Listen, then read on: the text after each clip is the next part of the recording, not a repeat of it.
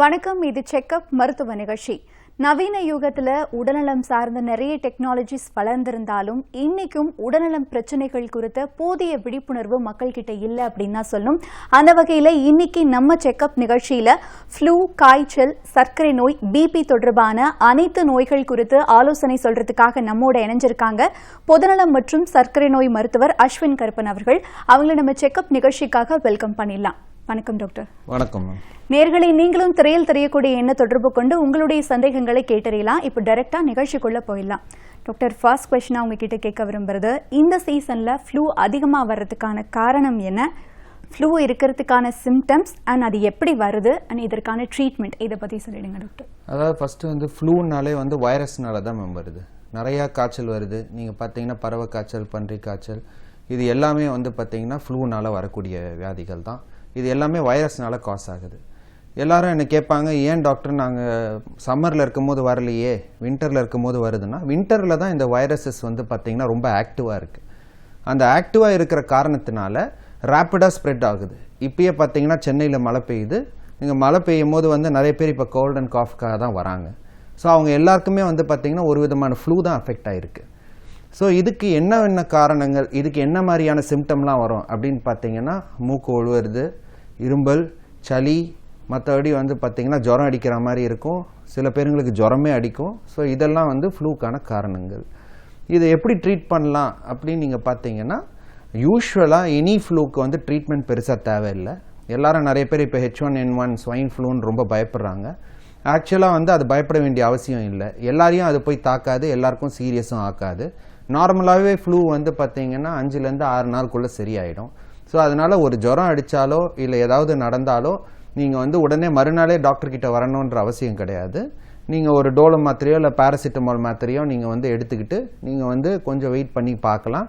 2-3 நாளைக்கு மேலே அடித்தாலோ, இல்லாட்டி ஆஸ்மாவோ, இல்லாட்டி ஆல்ரெடி நுரையீரல் பிரச்சனை இருக்கிறவங்க, வயதானவர்கள், டயபெட்டிக் பேஷண்ட்ஸ், இந்த மாதிரி இருந்தால் மாத்திரம் எங்ககிட்ட நீங்கள் உடனே அணுகுனா போதும்.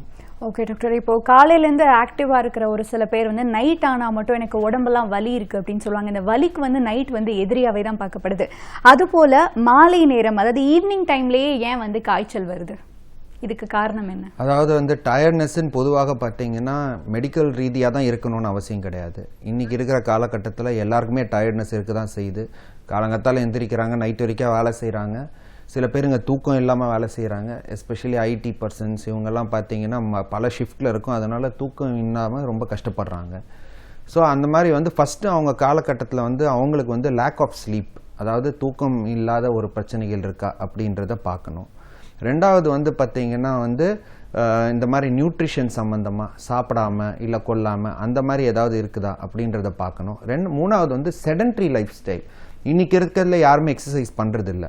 ஆக்சுவலாக எக்ஸசைஸ் பண்ணுறவங்க பார்த்தீங்கன்னா எப்பவுமே பப்ளியாகவும் நல்லா பூஸ்டடாகவும் இருப்பாங்க. ஆனால் எக்ஸசைஸ் பண்ணாதவங்க பார்த்தீங்கன்னா சோர்வாகவும் இருப்பாங்க. நிறைய பேர் எங்கிட்ட என்ன சொல்கிறாங்கன்னா, நீங்கள் அப்படி சொல்கிறீங்க, ஆனால் நாங்கள் எக்ஸசைஸ் பண்ணாலும் எங்களுக்கு ரொம்ப சோர்வாக இருக்குன்னா, அது ஃபஸ்ட்டு கொஞ்சம் நாளைக்கு தான் இருக்கும். ஒன்ஸ் நீங்கள் ரெகுலராக எக்ஸசைஸ் பண்ண ஆரம்பிச்சிட்டிங்கன்னா கட்டாயம் உங்களுக்கு எனர்ஜி பூஸ்டிங்காக தான் இருக்குமே தவிர சோர்வாக இருக்காது. ஸோ இதுதான் மெயின் 3 காரணங்கள். அது இல்லாமல் மருத்துவ ரீதியாக பார்த்தீங்கன்னா அனீமியா இருக்கலாம், அதாவது ரத்த சோர்வு.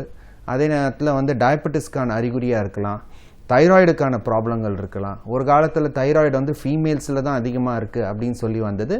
இப்போ மெயில்ஸுக்கு கூட நிறைய தைராய்டு தெரியுது. அது மாத்திரம் இல்லாமல் விட்டமின் டி டெஃபிஷியன்சி. இன்னைக்கு எங்கே பார்த்தாலும் விட்டமின் டி. நம்ம டிராபிக்கல் கண்ட்ரியில் விட்டமின் டி டெஃபிஷியன்சி வருதா அப்படின்றதே ஒரு ஆச்சரியக்குறி. ஏன்னா சூரியனால தான் விட்டமின் டி உடம்புல ப்ரொடியூஸ் ஆகுது. ஆனால் இன்னைக்கு எல்லாருமே உள்ளே அடைஞ்சு கிடக்கிறதுனாலையோ இல்லை ஏசி ரூம்லேயே இருக்கிறதுனாலையோ விட்டமின் டி டெஃபிஷியன்சி நிறையா வருது. அதனாலையும் சோர்வு ஒரு மேஜரான காரணமாக இருக்குது. ஸோ இதுதான் சோர்வுக்கான காரணம். நம்ம தொடர்ந்து பேசலாம் டாக்டர். இப்போ நேயர்கள் இணைப்பில் இருக்காங்க, பேசிட்டு வந்துடலாம். வணக்கம், இது செக்அப். யார் எங்கிருந்து அழைக்கிறீங்க? வணக்கம் மேடம். வணக்கம் சார், உங்களுடைய பெயர் சொல்லுங்க, பிரச்சனையை சொல்லலாம். மணிபாரதி சொல்லுங்க சார். இருந்து பேசுறேன். சொல்லுங்க சார். சார் டிவி பார்க்காம பேசலாம்.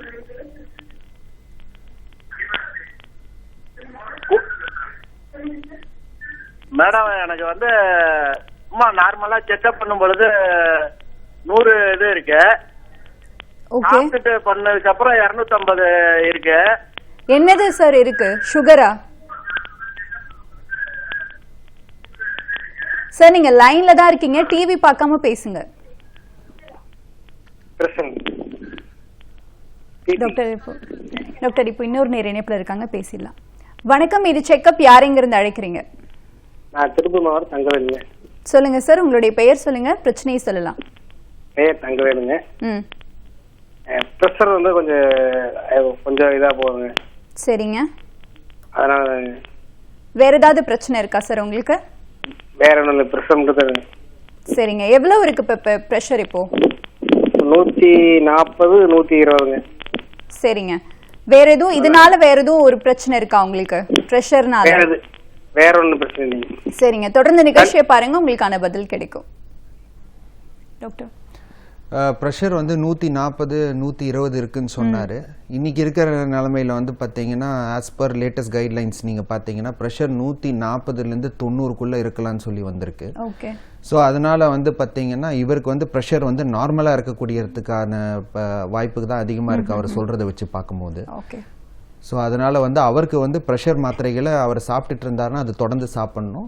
கொஞ்சம் அப் அண்ட் டவுன் ப்ரெஷர் ஜாஸ்தியாக இருக்கும். நிறைய பேர் என்கிட்ட வந்து கேட்பாங்க, நான் பக்கத்து ரூமில் பார்த்தேன், இல்லை வீட்டில் பார்த்தேன், எனக்கு ப்ரெஷர் வந்து 140 இருந்தது, இங்கே 150 இருக்குன்னு சொல்கிறாங்க, இல்லை 120 இருக்குது, நார்மலாக இருக்குன்னு சொல்கிறாங்க, இது எதனால் டாக்டர் வரலாம் அப்படின்னு கேட்பாங்க. நிறைய பார்த்தீங்கன்னா எதனால் இது நடக்குதுன்னா, ப்ரெஷர் வந்து பீட் டு பீட் மாறும். அதுதான் உண்மை. இப்போ நான் இந்த ரூமில் இருக்கேன், ப்ரெஷர் பார்க்குறாங்க, ஒரு 2 நிமிஷம் கழித்து பார்த்தா அது மாறி காட்டலாம். ஸோ அது நிறைய விஷயங்கள் அதை அஃபெக்ட் பண்ணும். ஃபார் எக்ஸாம்பிள், காஃபி குடிச்சதுக்கப்புறம் ப்ரெஷர் பார்த்தீங்கன்னா அதிகமாக இருக்கும்.